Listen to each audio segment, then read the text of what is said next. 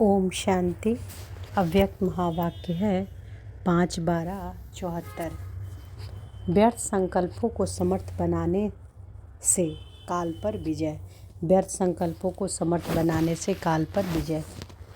काल पर विजय दिलाने वाले, सर्व प्राप्तियों के अधिकारी बनाने वाले बाप दादा बोले, अव्यक्त मिलन किसको कहा जाता है?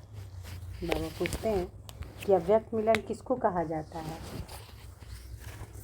जिससे मिलना होता है उसी के समान बनना होता है, तो अव्यक्त मिलन अर्थात बाप समान। अव्यक्त मिलन अर्थात बाप समान, अव्यक्त रूपधारी बनना। अव्यक्त अर्थात जहाँ व्यक्त भाव नहीं। क्या ऐसे बने हो? व्यक्त देश का, व्यक्त देह का और व्यक्त वस्तुओं का जरा भी आकर्षण अपनी तरफ आकर्षित ना करे। क्या ऐसी स्थिति बनाई है? जो पहला पहला वायदा है कि तुम ही से सुनूं और तुम ही से बोलूं, यह वायदा निभाने के लिए सारा दिन रात जब तक अव्यक्त व निराकारी स्थिति में स्थित नहीं होंगे, तो क्या बाप दादा के साथ साथ रहने का अनुभव कर सकेंगे, अर्थात वायदा निभा सकेंगे? सारे दिन में आप कितना समय यह वायदा निभाते हो जिससे मिलना होता है उस स्थान पर, और वैसी स्थिति स्वयं भी बनानी होती है। वह स्थान और स्थिति ये दोनों ही बदलनी पड़ेगी, तभी यह वायदा निभा सकते हो। व्यक्त भाव में आना व कोई भी व्यक्ति या वस्तु में भावना रहना कि यह प्रिय है, यह अच्छी है, यह व्यक्त वस्तु और व्यक्ति में भावना रहना अर्थात कामना का रूप हो जाता है। जब तक कामना है तब तक माया के संपूर्ण रीति सामना नहीं कर सकते। जब तक सामना नहीं कर सकते तब तक समान नहीं बन सकते, अर्थात वायदा नहीं निभा सकते। जैसे आप लोग चित्र में कृष्ण को सृष्टि के ग्लोब पर दिखाते हो, ऐसा ही चित्र अपनी प्रैक्टिकल स्थिति का बनाओ। इस व्यक्त देश व इस पुरानी दुनिया से उपराम, व्यक्त भाव और व्यक्त वस्तुओं आदि सबसे उपराम, अर्थात इनके ऊपर साक्षी होकर खड़े रहें। जैसे पाँव के नीचे ग्लोब दिखाते हैं, वह ग्लोब के ऊपर बैठा हुआ दिखाते हैं, अर्थात उसका मालिकपन व अधिकारीपन दिखाते हैं। तो ऐसे अपना चित्र बनाओ।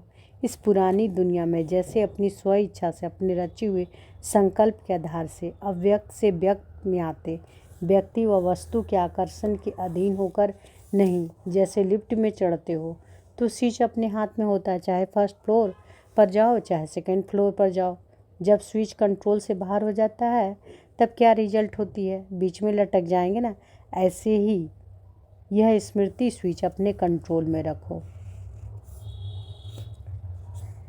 जहाँ चाहो, जब चाहो और जितना समय चाहो वैसे अपने स्थान को व स्थिति को सेट कर सको। क्या ऐसे अधिकारी बने हो?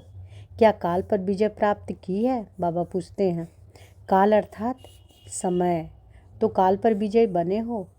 अगर पांडव सेना की व शक्ति सेना की स्टेज अंत में आएगी तो साइलेंस पावर तो साइंस कम हो गई, क्योंकि साइंस ने तो अभी ही इन तत्वों पर विजय प्राप्त कर लिए। प्रदर्शनी में आप लोग चित्र दिखाते हो ना कि रावण ने 4 तत्वों पर विजय प्राप्त की, उसमें काल भी दिखाते हो ना। जब रावण ने अर्थात रावण की शक्ति साइंस ने अभी भी काफ़ी हद तक विजय पर प्राप्त कर लिए, तो साइंस आपसे पावरफुल हुई ना। जब साइंस की शक्ति अपना प्रत्यक्ष सबूत दे रही है तो साइलेंस की शक्ति अपना प्रत्यक्ष सबूत के अंत में देगी। समय पर विजय अर्थात काल पर विजय, इसकी परसेंटेज अभी कम है। अपने को निराकारी स्थिति व अव्यक्त स्थिति में स्थित तो करते हो, लेकिन जितना समय स्थित रहना चाहते हो उतना समय उस स्थिति में स्थित नहीं हो पाते हो। स्टेज के अनुभव भी प्राप्त करते हो, मेहनत भी करते हो, लेकिन काल पर विजय नहीं कर पाते हो। इसका कारण क्या है? सोचते हो कि आधा घंटा पावरफुल याद में बैठेंगे और आधा घंटा बैठते भी हो और प्लान भी बनाते हो, लेकिन जितना जितना जिस स्टेज के लिए सोचते हो उतना ही समय उस स्टेज पर स्थित नहीं होते हो। तो बाबा क्या कहते हैं कि सोचते हो कि आधा घंटा पावरफुल याद में बैठेंगे और आधा घंटा बैठते भी हो और प्लान भी बनाते हो, लेकिन जितना जितना जिस स्टेज के लिए सोचते हो उतना ही समय उस स्टेज पर स्थित नहीं होते हो। सोचते हो स्विच ऑन 3rd फ्लोर पर करें, लेकिन पहुंच जाते हो 2nd फ्लोर पर। वह फर्स्ट या ग्राउंड फ्लोर तक पहुंच जाते हो, क्योंकि काल पर विजय नहीं इसका कारण है कि बार बार सारे दिन में समय गंवाने के अभ्यासी हो। व्यर्थ के ऊपर अटेंशन देने से ही काल पर विजय प्राप्त करने में समर्थ बनेंगे। जब तक समय व्यर्थ जाता है तब तक विजय पाने में समर्थ नहीं बन सकते। जब तक समय व्यर्थ जाता है तब तक विजय पाने में समर्थ नहीं बन सकते।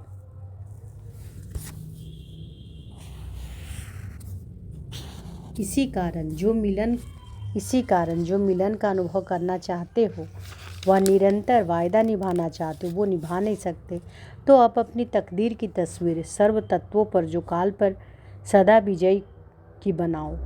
जब एक एक सेकंड व्यर्थ से समर्थ में चेंज करो तभी विजयी बनेंगे। अच्छा, ऐसे सदा विजयी, सदा अधिकारी, निरंतर वायदा निभाने वाले, हर एक को व्यर्थ से समर्थ में परिवर्तन करने वाले, सदा व्यक्त भाव से परे अव्यक्त स्थिति में रहने वाले लकी सितारों व समीप सितारों को बाप दादा का याद, प्यार और नमस्ते। तो महावाक्यों का सार क्या है? पहला, जब तक कोई कामना है तब तक माया से संपूर्ण रीति सामना नहीं कर सकते। दूसरा, जहाँ चाहो, जब चाहो, जितना समय चाहो, वैसे अपने स्थान को, स्थिति को सेट कर सको, ऐसे अधिकारी बने हो। काल अर्थात समय पर विजय प्राप्त की है। तीसरा, व्यर्थ संकल्पों के ऊपर अटेंशन देने से ही काल पर विजय प्राप्त करने में समर्थ बन सकेंगे। अच्छा, ओम शांति।